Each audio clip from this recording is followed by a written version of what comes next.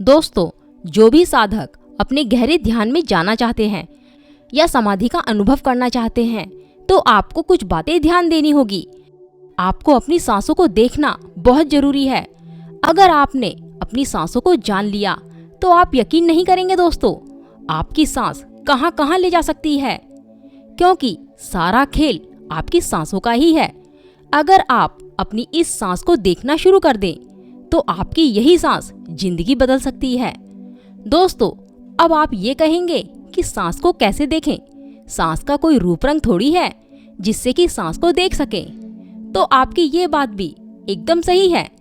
सांस भौतिक रूप में नहीं है दोस्तों, सांस तो सूक्ष्म रूप में है। अगर आपने अपनी सूक्ष्म सांसों को देख लिया तो आप उन सूक्ष्म वाइब्रेशन को भी पकड़ सकते हो।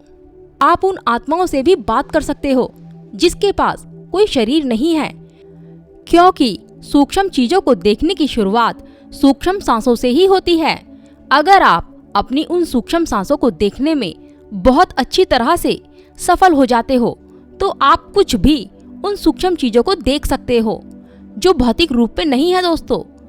अगर आप गहरी और लंबी सांस लेते हो तो उसी दिन से आप अपने अंदर की यात्रा करनी शुरू कर देते हो।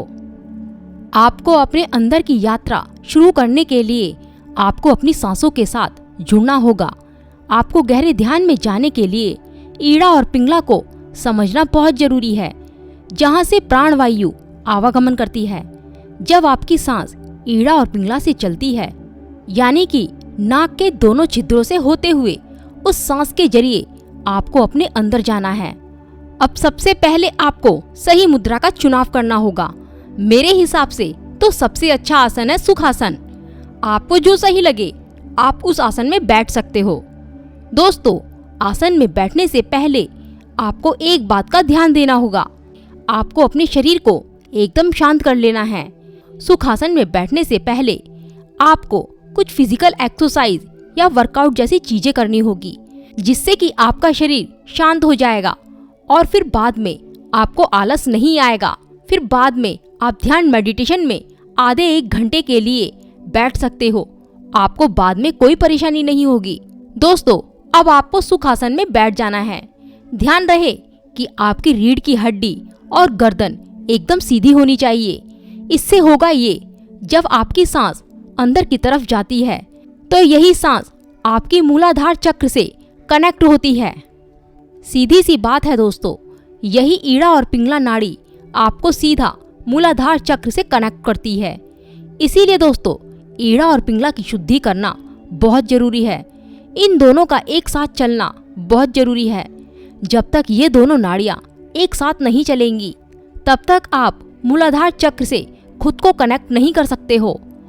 और इन दोनों नाड़ियों को एक साथ चलाने के लिए आपको प्राणायाम और गहरी नॉर्मल सांसें लेनी होंगी। दोस्तों, मैंने तो अपनी सांस लेने के लिए समय बना रखा है, जैसे कि 1 मिनट में एक ही बार सांस लेनी और छोड़नी है।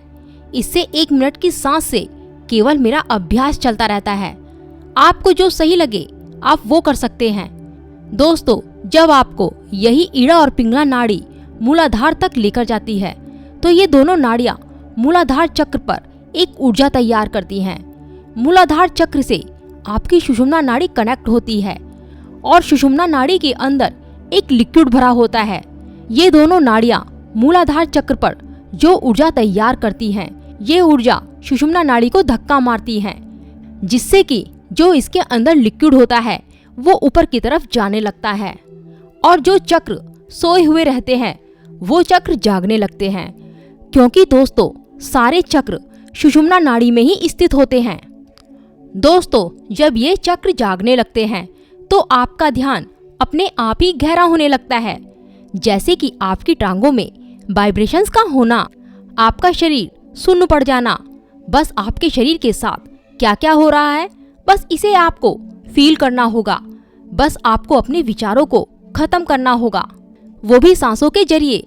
जितना ज्यादा आपके अंदर प्राणवायु जाएगी उतने ही आपके विचार हटने लगेंगे। यही एक रास्ता है अपने विचारों को हटाने का। और फिर इन्हीं सांसों में धीरे धीरे ठहराव आना शुरू हो जाएगा।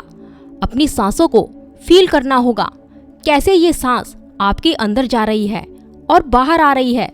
सांस लेते वक्त अपना ध्यान नाक और नाभि पर होना चाहिए। सांस छोड़ते वक्त आपका ध्यान आपके माथे पर होना चाहिए। इस तरह से अपने आप को सांसों से कनेक्ट कर लेंगे और कुछ समय बाद इन्हीं सांसों को अपने कानों से भी सुन लोगे। बस आपको अपनी सांस लंबी और गहरी लेनी है। तो दोस्तों, वीडियो कैसी लगी कमेंट करके जरूर बताना। नमस्कार दोस्तों।